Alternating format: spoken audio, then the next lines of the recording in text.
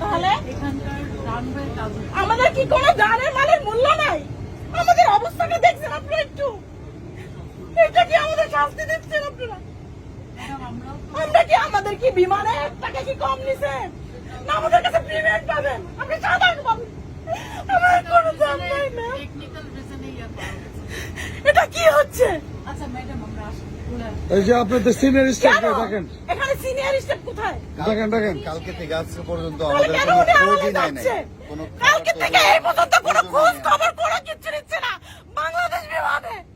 8:30টায় ফ্লাইটের কথা, সেখানে 9:40 এখানে বিমান ছাড়ার পরে এখানে এসে নাগপুরে ল্যান্ড করছে। বলছে যে ওয়েদারের সমস্যা, কোনো ওয়েদারের সমস্যা না, আগুন জ্বলছে তার জন্য এখানে ল্যান্ড করার পর থেকে কালকে থেকে এই পর্যন্ত কোনো আমাদের খোঁজ খবর নেয় নাই। আমার বিমানের যাত্রীরা প্রচন্ড পরিমাণে অসুস্থ, তারপরে কোনো খোঁজ নাই খবর নাই। কেন এখন এখানে 2 ঘন্টা কেন লেট করবে? কি কারণটা কি? কোন ধরনের কোন ধরনের সুযোগ সুবিধা নাই, কোন ধরনের সুযোগ সুবিধা নাই। আমরা কি মানুষ না? আমরা প্রবাসী বলে কি তাই বলে আমাদের সাথে এরকমটা হবে? আমাদের বাচ্চা কাচ্চা পরিবার আমরা এখানে আসি পরিশ্রম করে, আমাদের কি করার দাম নাই? কেন বাংলাদেশে কি দায়িত্ব সরকারের কোনো কর্তৃত্ব নাই? ডক্টর উনিস কি করতেছে? উনি কেন এরকম করতেছে আমাদের সাথে?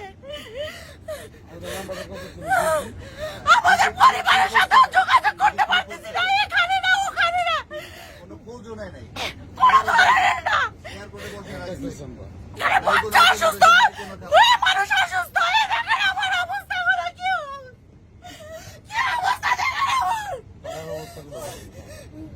প্রত্যেকটা যাত্রী, প্রত্যেকটা এই ধরনের হবে? এই যে এখানে প্রতিটা যাত্রী এবং এই যে আমার ভাইয়েরা আছে, বোনেরা আছে, আমরা গতকাল রাতে ওনারা খবর নিউজ করাইছে বাংলাদেশে, ওনারা নাকি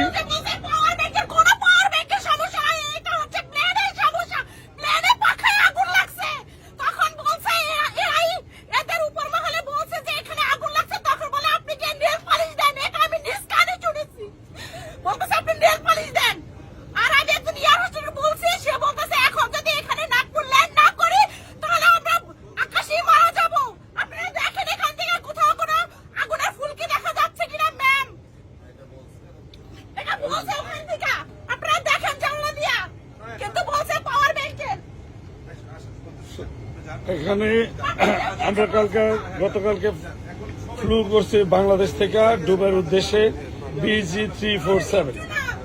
যা হোক, আমি নিজে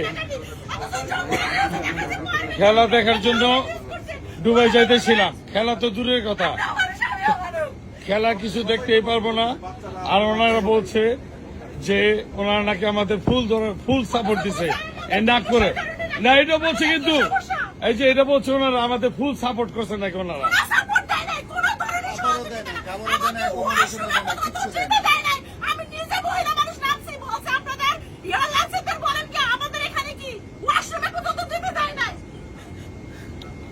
যাকে হলো বাংলাদেশের বিমান যারা আসে,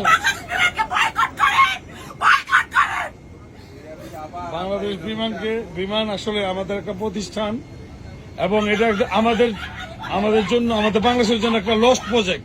এখানে যারাই আসে তারা দুর্নীতি করে টাকা কামায়, টিকিট পাওয়া যায় না, টিকিটের দাম অনেক, তারপরে সার্ভিস তো নাই। এদের বিরুদ্ধে আমরা বিচার চাই এবং এই উপদেশটা যে থাকো তুমি, তোমার উদ্দেশ্য করে একটা কথা বলতে চাই যে তুমি এটা তাড়াতাড়ি তদন্ত করে দেখবা। কারণ তুমি যত বড় উপদেষ্টা হও, তুমি তার আমাদের উপর দিয়ে না, তোমার মতো উপদেষ্টাদের দেখার মতো ক্ষমতা আমাদের বাংলাদেশের জনগণের আছে। আমরা যে কোনো সময় তোমাদের মতো যে কোনো উপদেষ্টাকে দেখতে পারি। তো যা হোক, আমরা এখনো এই রানওয়েতে বসে আছি নাগপুরের।